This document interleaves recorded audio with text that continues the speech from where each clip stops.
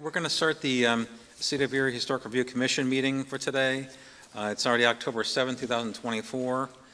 First, we'll have the call to order, roll call. Jean Craig, not here. Dave Brennan's here. Mark Tannenbaum? Here. Melinda Meyer is not here, but she may be here just a little bit late, so we'll see if she's able to show up. Matthew Falcone? I'm here remotely. Great. Thank you, Matthew. And Jason Wazorek, is he on? No. Jason's not here. Okay. Well, the first order of business is public comment. I know we have a speaker here, so we'll go ahead and have the first speaker. Jeff, if you'd like to approach the speaker. Jeff Kidder, Kidder Architects, 502 West 6th Street, Erie, PA. Just about 6 years ago was when Tom Hagen and I started talking about this idea of a single entity starting to acquire historic properties on West 6th Street. It's under the umbrella of Historic Erie Preservation Trust, which is an entity that Tom created where he purchases the properties, renovates them, gifts the properties to the trust, and the trust owns them in perpetuity. They all generate income either through apartment or office or commercial use, and the income stays within the trust to maintain the properties. The model is the Newport Restoration Foundation in Newport, Rhode Island is what it was based on. So 6 years later, 36 buildings, miscellaneous lots and properties, up to about 100 apartment units, 3 office buildings, some commercial space. So you've seen it all, what's going on.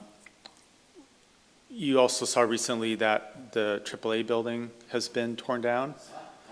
So it is in the historic district. It was listed as an intrusion on the 1984 National Register listing.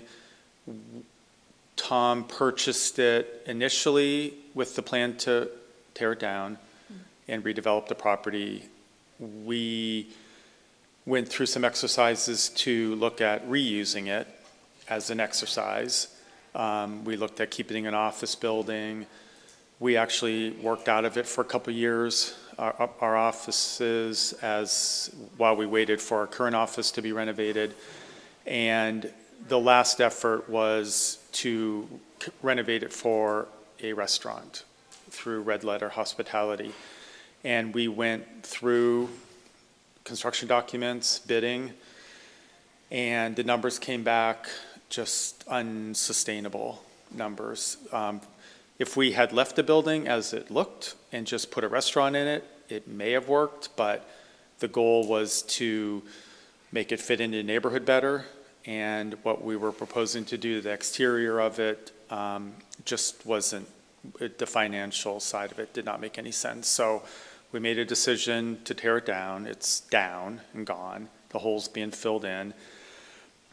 Just as an aside, which we didn't know, but we had the construction drawings from 1970 for the building and showed pretty basic foundations. There was a lower level.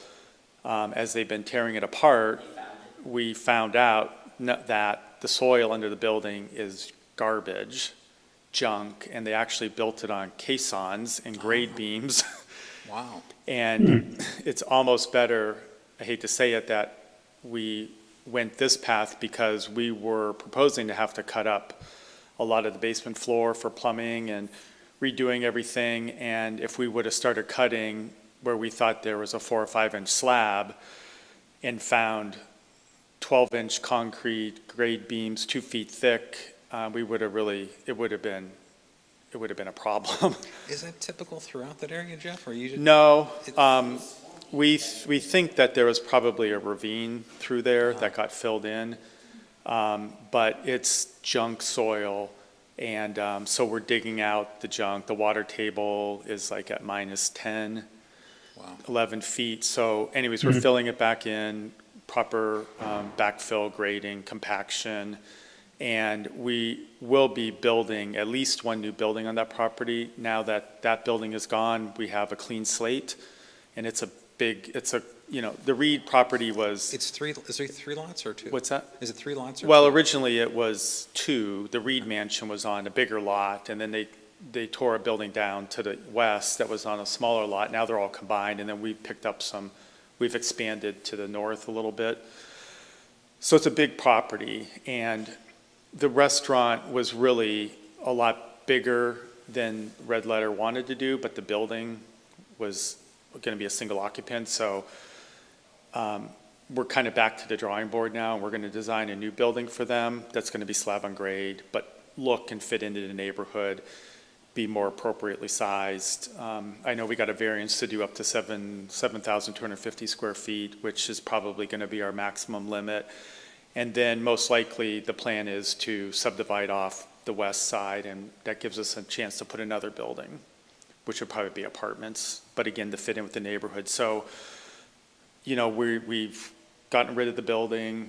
We have the freedom now to do whatever. We will build new on it. We're not going to leave it vacant. We're not going to parking lot it. We're not going to do whatever, but it's pushed the schedule back because we're starting over and other things are ahead of it now.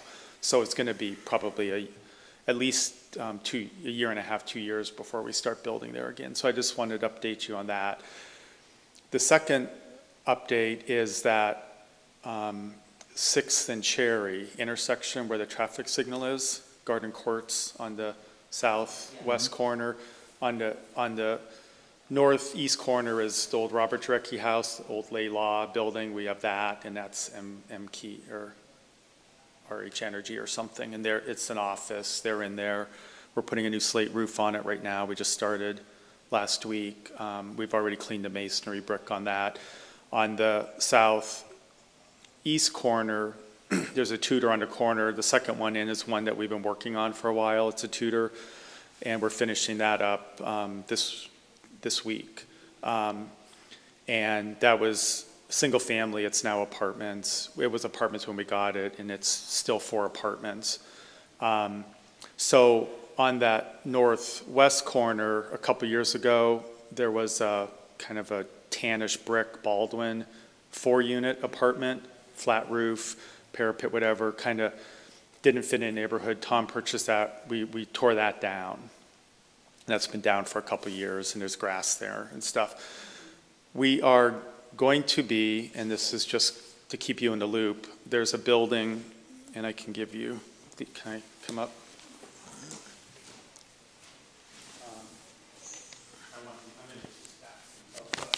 And I don't have one for Matthew, but I don't know if can you? The 518? So this is 608, 610, which is next to that lot. We are going to be tearing that down next week. And I know, we have there's no rules, there's no obligation. I'm just kind of here to keep you in the loop. It is a wood frame structure. It has been added on to several times. It has foundation issues, basement issues. It's 2 apartments now, but the grade around the building over the years has been raised up to like the floor level, and all those sills have been buried under dirt. And we had to do some work there for something and found an old sidewalk that was 12 inches below the current sidewalk, and the wood sills have been rotted. You can just pull them apart. It's not a significant architectural building, and the condition of it doesn't warrant putting any money into it. So we're going to tear it down. The other building on the right of this is right on the Cherry Street side. It's 518 Cherry, another wood frame building that, again, it has really no architectural merit. It's not in the district. The historic district boundary was just to the south of this building, but we've been able to acquire all these properties, And we're going to tear both houses down. And then on the next page, if you look, we are proposing then to, if you see here, if you see this footprint of a new building facing 6th Street, that would be of character of the neighborhood. And there's some other drawings here I'll show you. But So 602 would be where 608 is now. yeah, 608 is over here. Right. And this is just grass right now. Yes. And that other house, the second house I showed you is in the top center, you can kind of see an outline. Directly off the sheet here, across the alley, is the Urban Honey Bakery that we're doing up here, and she'll be opening in about a month.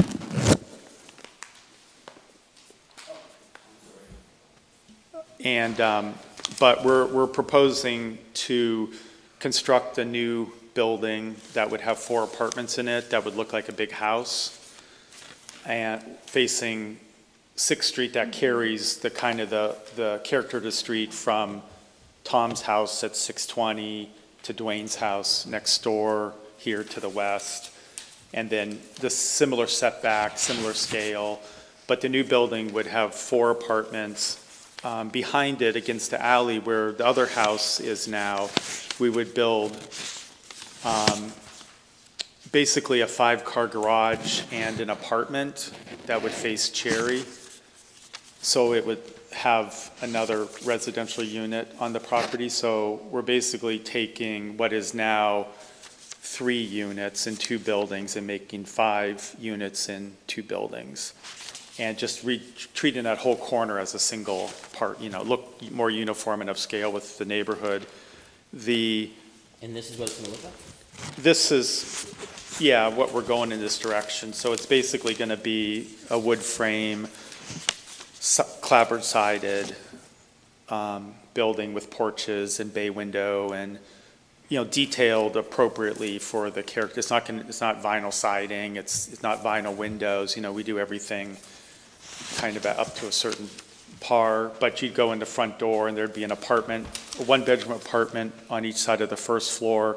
The second floor would have, these would be 2-story apartments on the second floor, so there'd be 2 bedrooms. So you go in and then you'd go up into the roof attic to a 2nd bedroom. And these are just some, looking at the different sides of it to get us idea of the scale. And then the last sheet is the garage with a residential apartment on the end facing Cherry. Are these garages would be used by the people in the front, or? They're optional, they're rental. So we've been building more garages behind some of these properties on 6th Street because we've had a demand for it. So like there's 5 garages behind my office. Well, somebody that rents from us down by the History Center Rents one of those. rents one to keep his extra car in, and so it's really for tenants of all of our buildings. It just depends how far they want to be from their apartment. So I just wanted to let you know that this is going on, that even though we are taking stuff down, we will be rebuilding in a manner that is sensitive and fits into the neighborhood. That's all. So you know, because every time something comes down in a historic district, it could be bad, but in this case, we think we're, improving it, and we're not removing anything that has any historic integrity to it. Jeff, can I ask you 2 questions?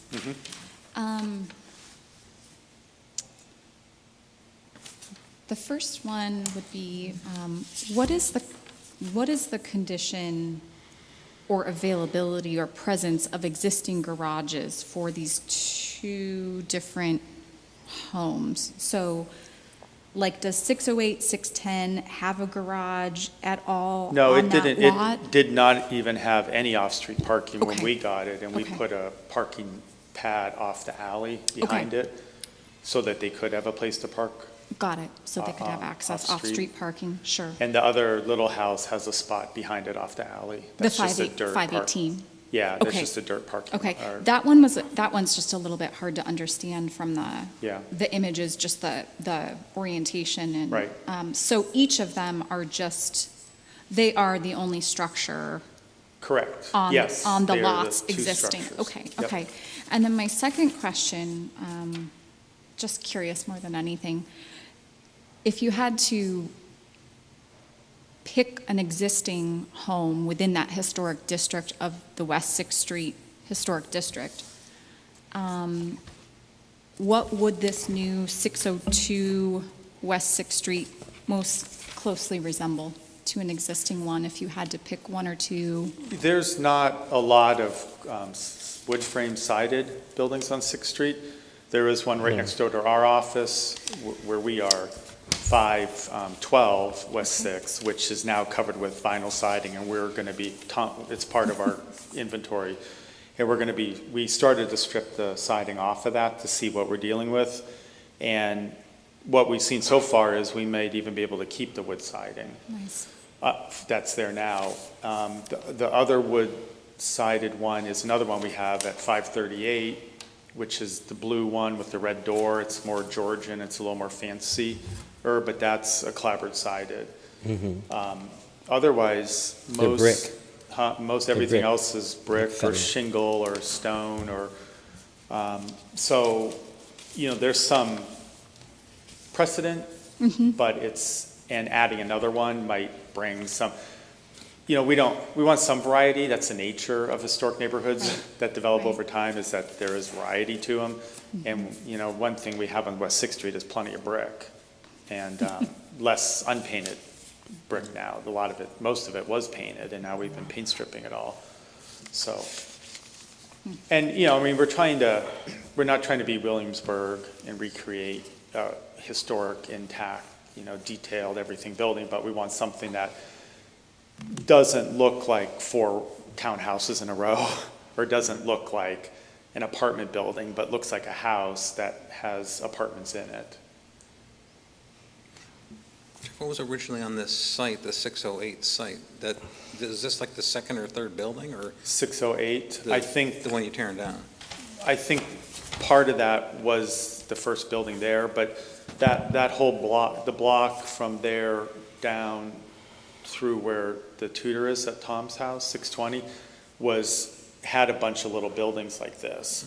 And in the 1920s, they were purchased and lots combined, and that's when the houses that are there now were built. So that neighborhood has evolved and been redeveloped into the more mansion feel that it is now than what that was back in, the 1800s. So. Okay. It is interesting that a lot of those older houses, whether they're on 10th Street or wherever, they were single and they broke them into apartments. So they look like a thing, but Right. they're kind of chopped up.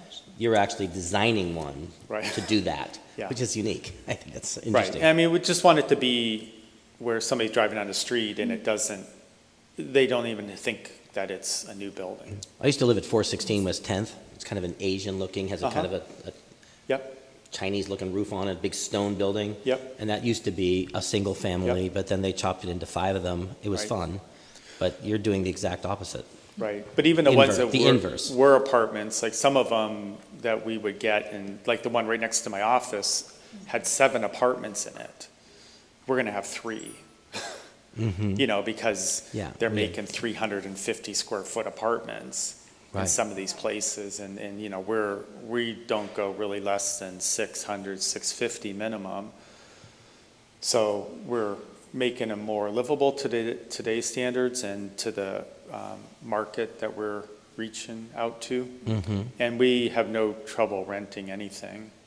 I mean, there's some turnover, which one would expect from people leaving, moving out of town, or buying a house or something, but I think of our 90 or so apartments right now, we only have maybe 2 or 3 vacancies, and they fill up really quick. So that's good. And the rents we're getting are, we push the bar up on that, but again, it doesn't the rents that we're charging in no way are anywhere close to covering the expense that had been put into it, but that's not why Tom's doing this, but you have to get a little bit of it back, because it's there to maintain the buildings in perpetuity.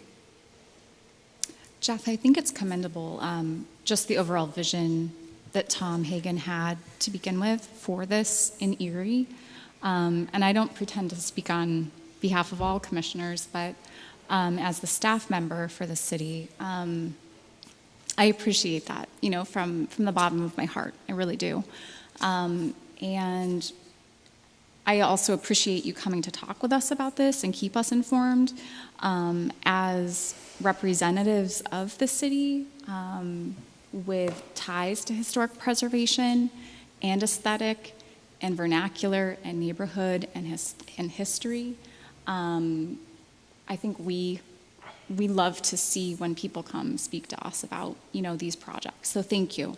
Oh, you're welcome. And thank you for giving us the context of the existing conditions of the buildings, the two existing structures that are there, such that we can understand, you've done your part of analyzing them and trying to Well, there work was one, through. 318 West 6th, which is next to Gannon's Catholic House, has the 2 bay windows in the front. Mm-hmm. That one was sinking into the ground.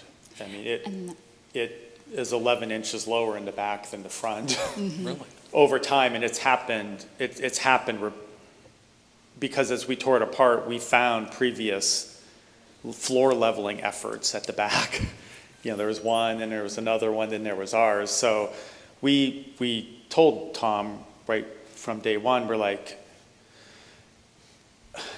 before we do anything, we got to stabilize the building. Mm-hmm. So we had like $150,000, $200,000 just in putting steel brought stilts into the ground under the whole building, just to make sure it didn't move anymore. And we said, look, we just had to do our due diligence and say we could just tear it down and build a brand new building that looks just like it on a solid foundation that would be level and plumb and probably and be cheaper. And he's like, no, that's not what our mission is. So when the property warrants the investment, he'll do it. But these buildings just don't. They're just not worth it. And we know that we can put something back that's better than what's there and move forward. Because this is all, well, in perpetuity. All of us will be long gone, and this will still be going because of what's happening now. And that's where we're at. Jeff, are you allowed to say anything about the Gannon dorm area there? I don't know if you addressed that in your presentation. Is there anything you could say about that plan? Yeah, so we're out to bid right now on what was called the Priest House, the Tudor. Mm-hmm. That we got 2 buildings from Gannon. Gannon was going to tear down under the previous leadership. The old health center on the corner, 6th and Sass, and then the Tudor, which was called the Priest House. And they had basically abandoned the Carter Shannon house in the corner for 10 years. I mean, it was just sitting there. And when we purchased the Ron Norman's old photography house, we were now there on the block. I just saw him. And we wanted these other buildings. And after a couple of years of back and forth with Gannon, we were able to get them. And so the Priest House, which is Frederick Jarecki House, what we call it, that's just went out to bid today. So we're going to be renovating that December through August of next year, and Gannon's leasing it back from us for their alumni house and development offices. And then the one in the corner will be going out to bid in a few weeks on that, and that is going to be 2 4-bedroom residential suites for students that Gannon's going to lease. And then as soon as this school year is over in May for Gannon, they're going to start tearing Worley Hall down, the dorm. Mm-hmm. And it'll take a couple months, but we're going to be finishing up the 2 houses like within feet of where the dorm's coming down. And then once that's down, about this time next year, we'll be moving the Ron Norman house. We're going to pick it up, rotate it 180 degrees, and move it to 6th Street between the other two houses. And then Gannon's going to lease that back, and the plan for that is they want to make it a, how I say it, it's like lodging, like a bed and breakfast for their own use, for visitors and alumni and stuff like that, which is good because we don't really have to change the interior. It really lays out well to have 5 guest rooms. And we've been working on that one now. Masonry restoration, we just put a slate roof on it. We're going to be doing all the exterior woodwork, get it all done, all the whole building, the exterior, so that when we move it over there, we don't have to make a mess working on it between 2 finished buildings. And then we can put the porch back on and all that. So that's what's going on there. Good luck with your engineers on that one. So. Well, the company Wolf House Movers have moved hundreds of buildings every year, so they've moved a lot bigger things than this. And luckily, we're just going from 7th Street to 6th Street. And you're not even going on the street. No right of way, no utilities, Right, no trees, traffic no signs. nothing. I mean, Can you imagine if you had to go over a roadway? That'd be like, Well, you have to move all the street signs and all the if you're traffic on the lights. street. If you're on the street. No traffic signals, nothing, Yeah. so. yeah. This is sort of an Anyways, ideal we have a couple more properties we're going to be getting within the next month or so that are good properties, so that's exciting. So in the end, we'll probably be around 40 buildings. We're just waiting some people out. Yeah. So anyways, Well, I I know, Jeff, you only had so much time. You have to go to the meeting. Any commissioners have any questions or comments? Matthew or? Matthew, do you have any questions for Jeff before Oh, he good, steps okay. out?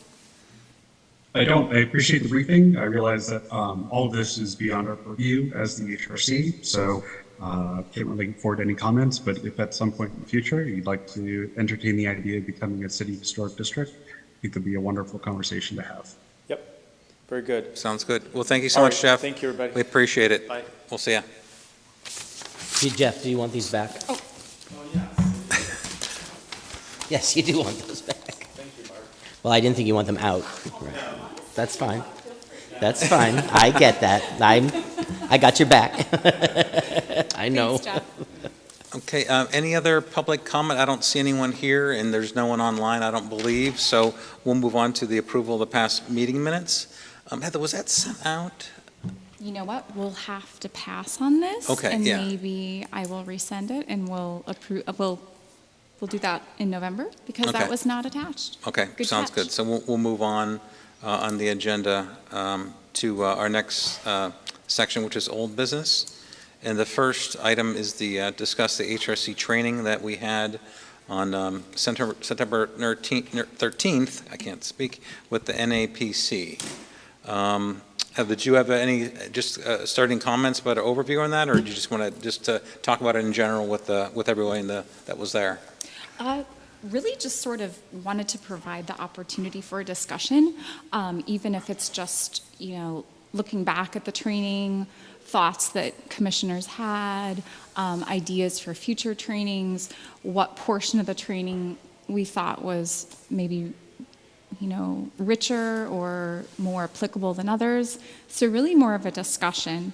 And I'm happy to also reach out to the 2 commissioners that aren't present for the same discussion too. Yeah, okay. Mark, any comments? I had a great time. I mean, I had a difficult time Zooming it because I'm inept on a lot of that. So I was Zooming it on my cell phone and on my computer, so I could hear it on one and see it on the other. And I know that I was hard to communicate there like that because of that. But the truth be told is I was able to stay for the entire thing. And I did not think I was going to be able to make all of it, but I did. And I appreciate the opportunity to learn more. I mean, I feel that I'm like the least experienced person on the board. Everybody else has a lot better training than I do. I'm more of like a boots on the ground guy, but I appreciate the fact that I had an opportunity to learn more. And it's very similar to I had the opportunity to go to the big convention 2 years ago in Cincinnati, and I learned a tremendous amount there. So this is a great. I mean, personally, I think it made me more able to do the work that I want to do in this commission and the work I want to do in the city in general, because it gave me a greater understanding and background that I felt I was lacking. Yep, okay, great, So, great. I mean, as far as for being a layman on a board, I thought that the board in general brought the right group of people to teach me how to do better.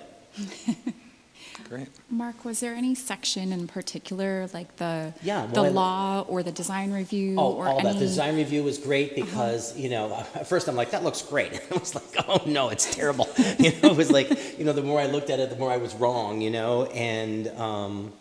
and like all the legal stuff, I knew some of that and I was able to scaffold onto things I knew, but the truth was, it was vastly more than I did know, and it helped me learn more. I mean, there was no part of that I was not on the edge of my seat. Great. Thank great. you. That's great. Matt, did you have any comments or anything on this, on the seminar? I don't know if I was nearly as riveted as I had a blast. Commissioner Bob, but it was a good session. I think I really enjoyed the design review component towards the end. For as long as I have been doing this, and I think I've lapsed a decade now, I was able to learn some new things, and it was really interesting to see how different commissions approach their language use when making motions in particular. I thought that was fascinating. Yeah. I think that some of the sessions that we attended, though, might have been delivered to us before. And I was thinking back several years ago when there was training done here in person. And I think that some of the sessions might have overlapped with that, but it was still nice as getting that as a refresher. And I think that it would be good kind of understanding that this kind of formal training isn't something that we're able to replicate on an annual basis. It might be good for us to think about next year what our training might look like and what kind of training we would need. So it might be something a little bit more informal where we invite commission members from maybe another city in Pennsylvania or maybe working with the state historic preservation officer for Western Pennsylvania, Bill Callahan, to come in to do a bit of a training for us. But I really appreciated having the cadence of a training, like an annual training. I think that's something that we should absolutely strive to, if not in the same form we just had. Oh, great. Thank you for that, the comments. I mean, I also thought it was informative. I mean, it was good to kind of review and discuss, again, it's been a little bit repetitive because I've seen some of that before, but it was good just to have the discussions and to talk about it because, no matter what we get, there's nothing that's going to be the same old. There's always going to be something that we're going to have to review and to carefully examine and make a decision on. So I think it was all good to go through that discussion, and everyone has a different opinion, everyone looks at it differently, and we'll come up with a decision in the end as to what's appropriate and what's not, and I'm sure it'll be the best thing that we can come up with. So yeah, I think it was well worth it, and like Matthew said, I think we'll have a discussion to continue that and see what's relevant in the near future and what we want to do in the future for those future sessions. So Absolutely. Great.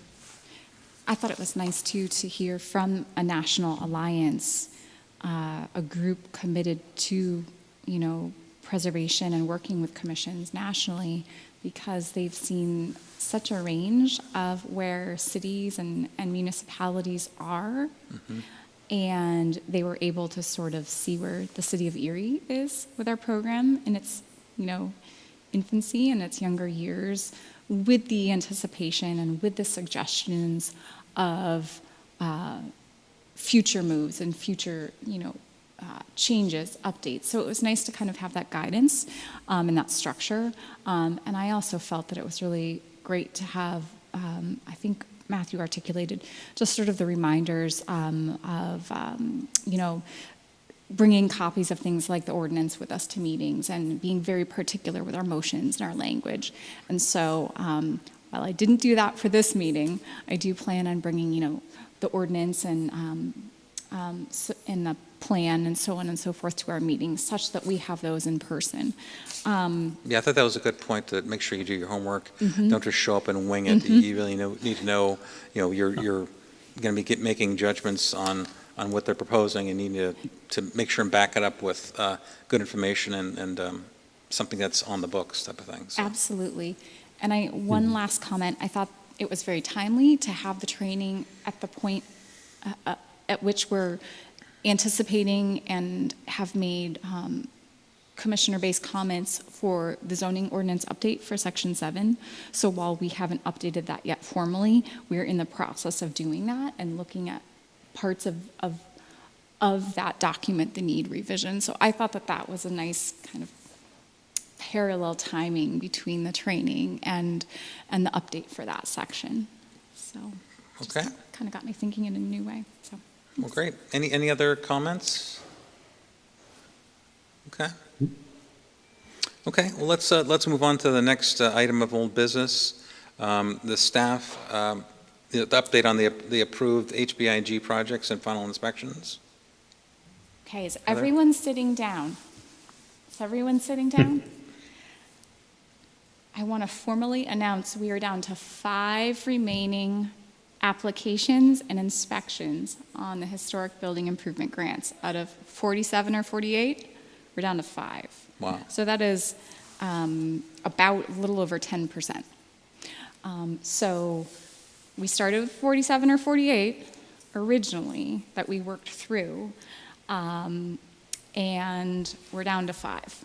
So there's been some busy months of inspections and correspondence and filing and emails and scanning and just general project management, questions for contractors, things like that. But we're down to 5. So considering where we started, they're almost closed out.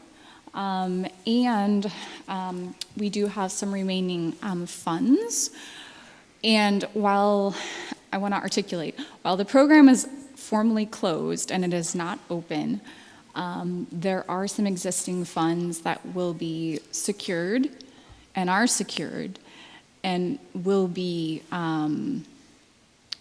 require our department and the commission and redevelopment authority to really think through how and where those get applied into the future, because I think that we have some citywide initiatives that have both immediate and near future needs that could really benefit from those remaining funds. So, but I just want to articulate the program is closed and we are not, we're not welcoming new applications for the Historic Building Improvement Grants Program. I just sort of wanted to report on that, provide a status of where we are, and just to remind the commissioners to be thinking about what our goals were originally and how we might be able to work through future needs with any remaining monies that might align with those original goals.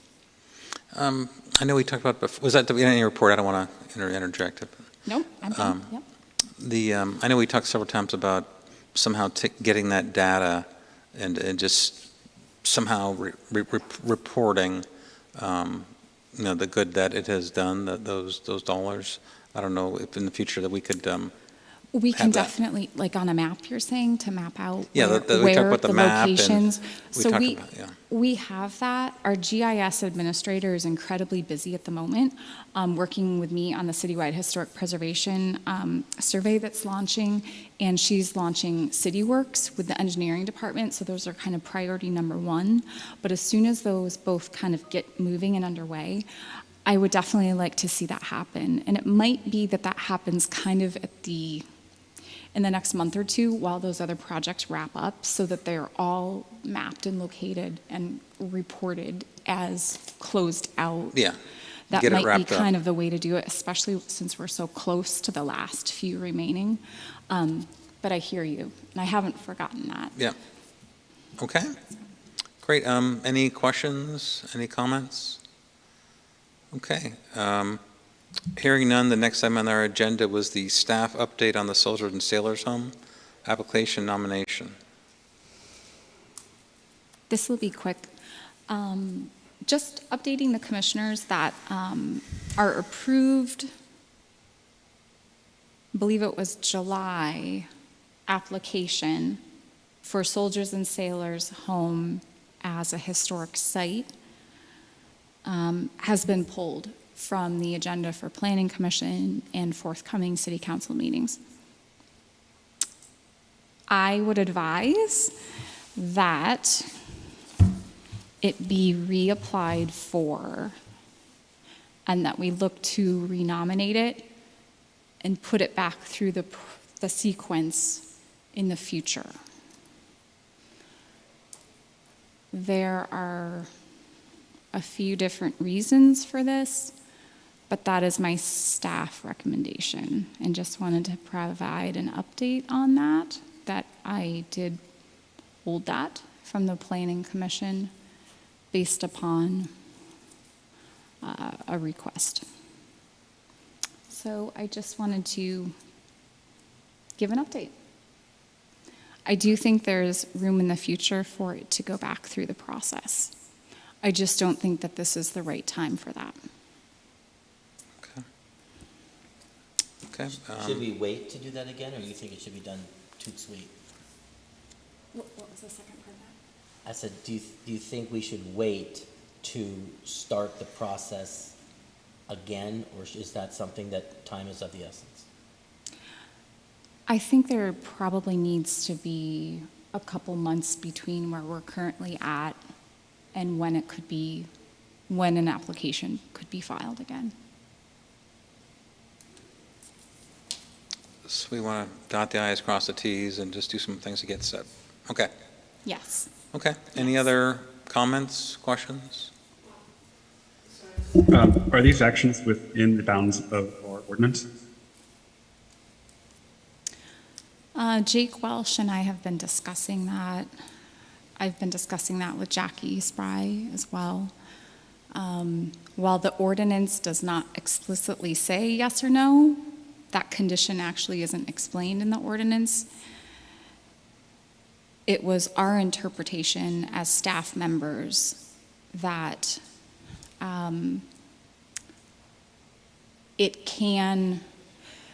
it was our interpretation as staff members that if it didn't meet the timelines spelled out in the ordinance, that it would have to be reapplied for through the sequence again. So it was asked to be put on hold by someone that was not me. I did not get it to the Planning Commission in time because of that request. The request came from above me. So because it didn't meet the 30 days or the 60 days, which are spelled out in the ordinance, section 7, it's my interpretation of the ordinance as well as Jake Welsh's that it would just have to go back through the process properly within those corrected timelines for it to meet criteria. Do you have another understanding of section 7, Matthew? No, our ordinance is, since it lacks this sort of timeline that is very common in other municipalities throughout the Commonwealth. And usually that there is a very elaborate clause that exists within the ordinance that prevents something like this from happening. I think that's missing. Something that we are going to need to address in the future. Yes. With the revision of our ordinance. Yes, and I brought that up. Jake and I both discussed that, had that point in our discussion and recognized that. And I think this is the first time that this has happened, that it's been tabled and then didn't meet the timeline criteria and then didn't move forward in the process. And so like you articulated, there does need to be something in the ordinance for cases like this. Some type of verification, sign off, or something like that. Yeah. Yeah. Yeah. Okay. Yep.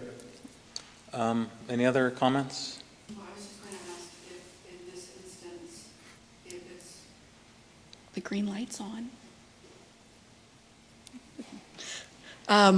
So I was going to ask if, in this instance,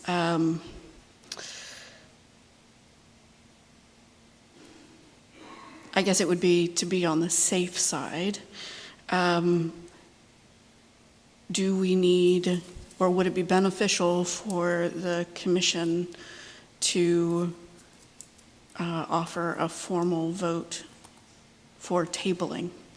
I know that, right, we've got the 30 days. The 30-day window that is spelled out in the ordinance has come and gone, and so I don't want to say inactivity, but just simply not meeting the timeline, right? Simply not meeting the timeline sets us kind of back at zero. But I guess I'm also wondering if there's a benefit to the commission kind of formally taking a stance and saying, you know, we hear the staff, we hear others that work within the planning department, and we agree by motion to table the nomination with the intent that we will look at it again at a future date, at a time that might be more suited to the nomination. To solidify its To just status. confirm that we're not throwing out the nomination, because the commission has actually already voted, right? We voted to Yes. issue a positive recommendation on the nomination for then Planning Commission review. So we do actually have on the books, even though, again, the timeline that's spelled out in the ordinance has passed, we do still have that motion where the commission had voted to move it forward. And so I guess I'm looking at having now the commission make a formal motion that would back up staff's actions. Just to make sure that everything's cohesive, we're all on the same page, and I'm more than happy to make the nomination. Or make the motion, I'm sorry, not the nomination, make the motion. Okay, do you want So to? I don't Matt. believe we can do that because there is nothing in front of us, right? We've already acted on this matter. So in order for us to take action again, we would need something in front of us. So it would either need to be renominated and tabled, which I don't think would be possible considering our ordinance, or we would need to vote to take action at a future date. It seems like both of those issues are not, both of those courses of action would not resolve the issue at hand. Sounds like staff is taking action, or the city has taken action rather, on what it was in front of it. I don't think that this commission is able to take action on something that is not in front of us at the moment. So I think, to follow up with both of the comments, it seemed to be staff's understanding, both Jake Welsh, myself, Jackie, I had conversations with both, that because it didn't meet the timelines articulated in Section 7, that the application itself has no manner or momentum to go forward, and at this point is sort of a null application. That was our understanding of the way the ordinance is currently written. It's my recommendation that we revisit it in a few months, that the original applying party can reapply and provide information again on a forthcoming application. Really, this was just more of an update on where that is and sort of why. Who was the original applying body? I believe that it was Preservation Erie, or Melinda, did you? We prepared the nomination, but it was officially the HRC that put it forward.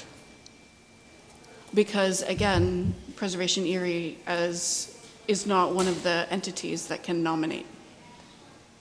So while Preservation Erie prepared the nomination, So we ourselves were the nominee of this. I thought with this one, I thought, because,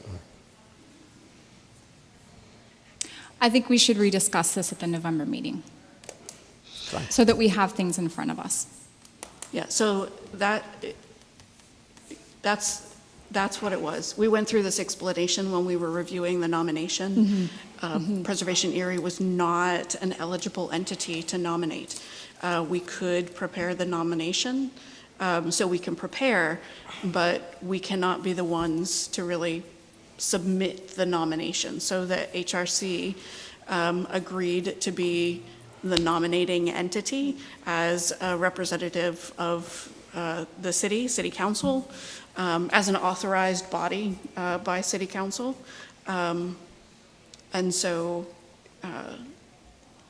but technically it doesn't have standing. yeah, and that's fine. If no action is needed, that's absolutely fine. What I would want to happen is, I don't want it to get lost. So I would recommend, to that point, that we actually vote to put it on the agenda next month, where we bring more data and we can actually discuss it. If we're at that point. Yes, that we can actually do it. Otherwise, it gets kicked down the road and down the road and down the road, and these are the kind of things that get slipped through the cracks easily. Sure. So, yeah, so Unless let's we not set a do time to anything at address this, it. let's Right. not do anything at this time. Let's wait to hear what occurs in the future, and then something could be brought before us Right, to present. right. I think it's a little bit hard at this point to know a timeline for the Okay. applicant or Yeah, the owner, but I do hear you. I think even maybe early, like January, February. Yeah, no, So- I myself am not asking for a timeline. I just want to make sure.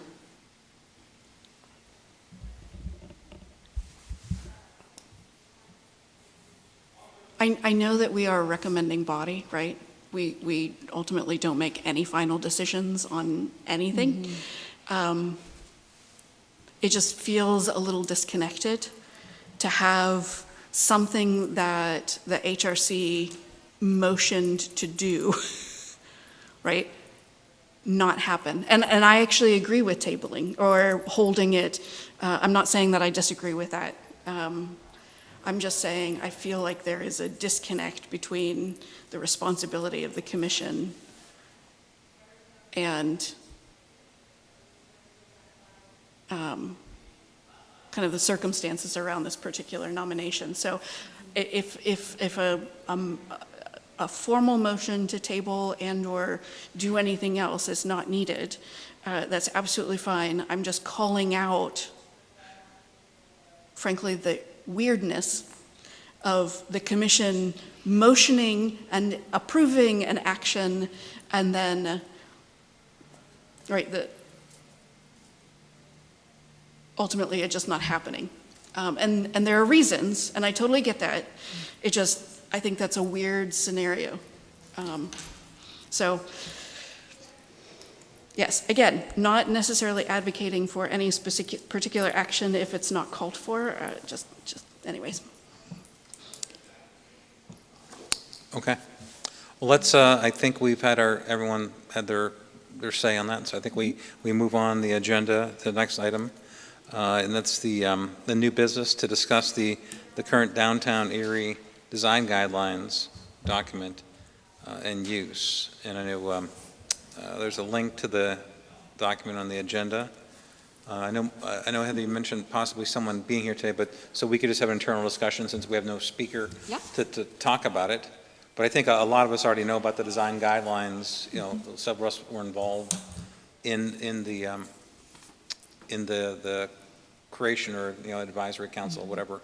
So did you want to talk about any particular or So I've been in dialogue with Emily Fetko at Erie Downtown Partnership and over the last 4 or 5 months about this. And I think it was the spring, you know, at one of the first meetings here with HRC that we were at, where we were talking about how we might be able to, as a commission, adopt these in lieu of the fact that we are missing citywide design guidelines, and that these really facilitate, and there's a hard copy by you, Yep, Dave, too, yep. that these really facilitate a great foundation, especially for, one of our more vital sections of the city, which is downtown. And so, with that said, I thought that as a nice way to kind of like get back into the thinking of this document and everything that it entails, maybe the commission might consider a study session, such that, we go through it, we talk about what we really like, we talk about potential things that might be missing. Maybe we use that dialogue from the parts of it that might be missing to launch how forthcoming design guidelines for the city might, kind of absorb some of the parts that are missing in that existing document, that type of thing. So I had requested from Erie Downtown Partnership just a statement or their blessing really on the use of those. And I do know that the city, that we're familiar with that. And like Melinda, Chris, Dave, you're all here on the advisory committee. I just thought it might be a nice step to have that kind of statement or blessing for use for us. And I know that she's very, very busy. And she might have even sent that, and I might have missed it this week in my email or something. Would you want to, I definitely like the idea of having a study session and to invite Emily to be involved. Great. And we could each take the time to review it again and have that discussion about how it applies and, like you said, what's missing, what should we address further. Wonderful. To implement this. So if the other commissioners like that idea, maybe even we could set a tentative date. We could make it a lunch meeting. We could make it really fun. We could even meet, well, technically it should be here, but we could bring our lunch and eat here, prior to a meeting if that is easy for Yeah, I think it commissioners. was easier to meet at like noon and have the meeting at 1, and we could just have lunch if that makes sense, if everyone's available.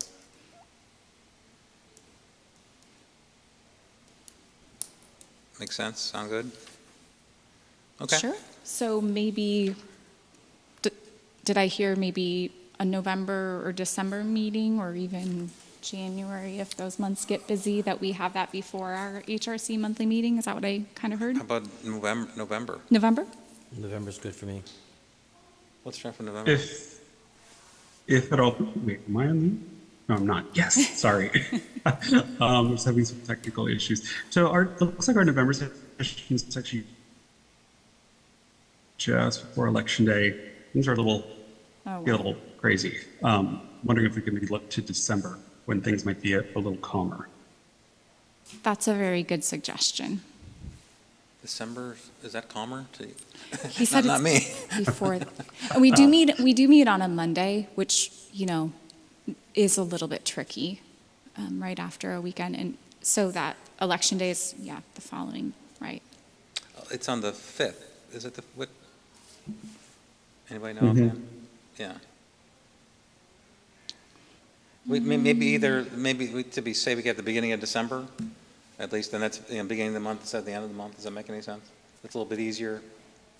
Doesn't matter. Okay. I should have the schedule with me, but we meet either on the 2nd or the 9th of December. It might be the 9th, but it could be the 2nd. Usually it's the first Monday, but sometimes I think it's the first Monday, which would be the 2nd, because I don't see any holiday just in a quick skim of those dates. So we'll tentatively plan on the December lunch to have a study session dedicated towards the downtown Erie design guidelines. Does someone want to make a motion to have that meeting and set the date? So a motion to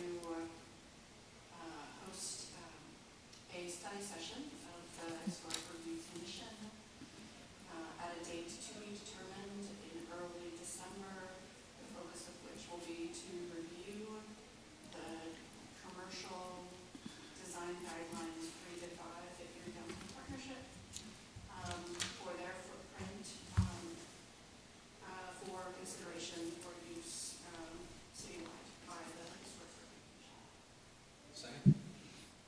I would second. Second, okay.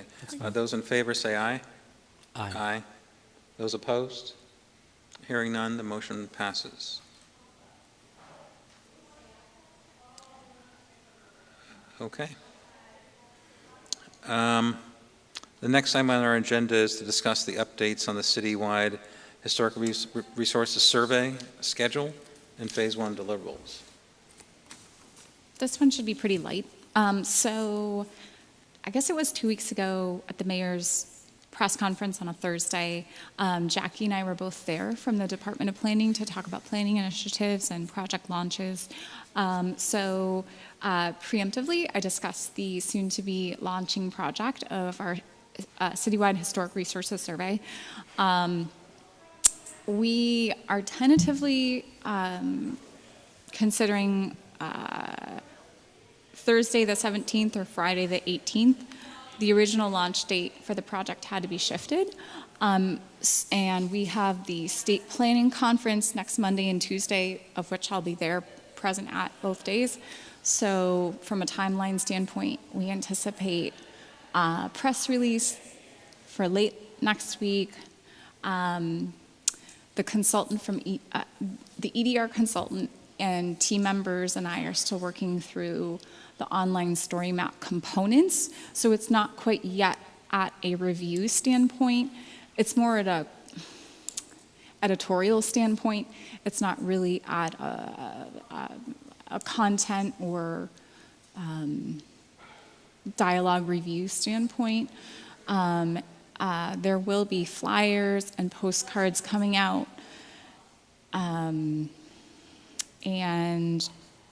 staff will be working with the communications department on those tentative approvals for those regarding design and content. We had planned on some banners being printed and used, so I have to shift around that idea a little bit because the original request was denied for those for placement. So I would anticipate early next week, or probably later this week, I'll be sending out an email with the anticipated story map website. The staff member who's been out for 3 weeks at EDR, they got married, so that's a pretty good excuse to be able to have 3 weeks off. They are returning this week, tomorrow specifically, and over the next 2 days, they and I will be meeting very tightly and often to get the story map to where it needs to be. And I'll be picking back up with the design of the flyers and the banners and the postcards, such that we can meet the deadline for late next week. So, What's the overall schedule? Remind us if you could. Of the whole project? Yeah. So They started what again? I know there was a delay. So EDR had to go through the process of becoming a vendor with the city of Erie, which took a little bit of time to go through that whole process. And then council voted and approved on that. What I just discussed over the past 2 or 3 minutes just now is phase 1. Phase 1 is focused on public engagement and communications and public input. So that is partially facilitated through a CLG grant, which is a national grant, but operated through the state. And it has really a tight purpose. And that is due by, we got an extension on it. I requested an extension for phase 1. That's due by the end of the year now. It was originally due by the end of September. And thank goodness that we didn't have to adhere to that because we probably wouldn't have made that. So phase 1 will be wrapping up at the end of December. The survey team and the survey component, which are like the 2 subsequent phases that are facilitated through Keystone grants and City of Erie monies, those have historic research and field-based survey and report portions of each of those phases. So to answer your question, EDR has started the historical research. They've reached out to Hagen, they've reached out to the Penn State Mapping Library. We've had meetings with the people from PA Share and the state SHPO office in recent weeks. So they're starting their preemptive research and organization for their strategy. And we went through one state training last week regarding our existing conditions information from the GIS departments in the city and county. And we are hoping to be starting the field survey for the Phase 2A areas very soon.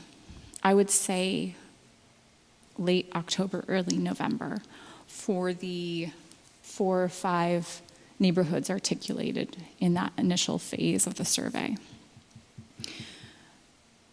The Phase 2A, which is the first field portion of the survey, has to wrap up. It must wrap up by next September. So that's why there's such a big push and priority for that to happen. The second Keystone grant that facilitates Phase 2B, those other 4 planning areas of the city, that also wraps up next September, but that one has the opportunity to possibly obtain an extension for a year, which we're sort of anticipating and hoping that will be granted for those. So in total, both of those 2 portions of the field-based survey will look at 47% of the city, almost half of the city. Staff is working on CLG and Keystone grants for the next fiscal year, for the next phases, the other planning areas of the city that aren't covered under these first 2 grants and monies. So the state did confirm that as long as the city of Erie, as a certified local government, is working towards a baseline historic resources survey, that we are in compliance of being a CLG and with everything that comes with that. And that document that I provided last week, that Bill Callahan from the state and I will be dialoguing on as sort of like a CLG checklist, so to speak, we can speak to how both now and in the future we are working towards that through our requests for baseline survey information. So I know that was a lot, but that's sort of a synopsis of where we're at, and sort of the immediate deliverables, which is Phase 1, because that grant is ending in December, and then like the Phase 2A and the Phase 2B, like how those line up, and then what's left that we haven't covered yet. Yeah. Do they do, instead of you having to kind of remember all that and tell us, did they have like a report at certain points in the thing that we could just get a copy of? Then we'll at least know what's going on and. A report like my... Yeah, just kind of like a status of where they're at, like a check-in points or milestones where they would say, okay. Are you saying the city or the grants? No, for all the work done for the historical resource survey, just kind of a status. Is like a report on the status at certain portions of it or not? Oh, from EDR, from Yeah. the consultant? Yeah. Oh, I can definitely ask for that. Okay. I can I'm just trying to definitely- simplify your life to report to us and to. Yeah. I mean, I'm happy to give, monthly updates too. Yes, I can talk with EDR, the consultant, about Okay. just providing like a quick synopsis, or even maybe I could come up with that based upon their billable invoices to me Yeah. that I push through. I can maybe like articulate what Yeah, I they've don't done want and to make more work, completed. but I just, Right, that might help right, for everybody, that's all. Right. Okay. Yeah, that's great. Great, okay. I think to add on that, not that it has to be every month, obviously, but if there are 1 or 2 opportunities for the Historic Review Commission to interface with the consultants, I think that would be a good thing. Even if it's only once or twice throughout the life of the project, right? I think that would be beneficial for both the commission and the consultants. And I'm glad you brought that up, Melinda. That is anticipated.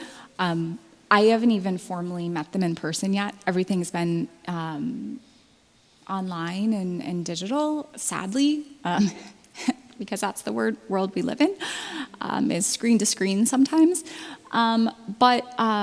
Yes, and when we interviewed them, we had that at the forefront of, parts of the questions when we would talk about asking the interview, when we were interviewing the different teams, asking them how they envision their visits to Erie. And EDR specifically spoke to how they wanted to work with the HRC. And last month, when we sort of were kicking off in dialogue, so to speak, one of the things that they did when they corresponded to us as staff is they included like Dear City of Erie and HRC. They were very thoughtful to actually speak to the commission as the hiring body, so to speak, along with the City of Erie. So I thought that was very respectful. But yes, absolutely. And I'm sure that they'll be here in a few weeks, and we can definitely coordinate on when that would be. And it could even be on a Teams meeting, during our meeting, they could just be on the agenda and just, call in. Oh, that's a great I'm idea. trying to make it simple for everybody, because I don't want to plan extra meetings for them to come to Erie. So I know they have a tight schedule and budget. Sure, yeah.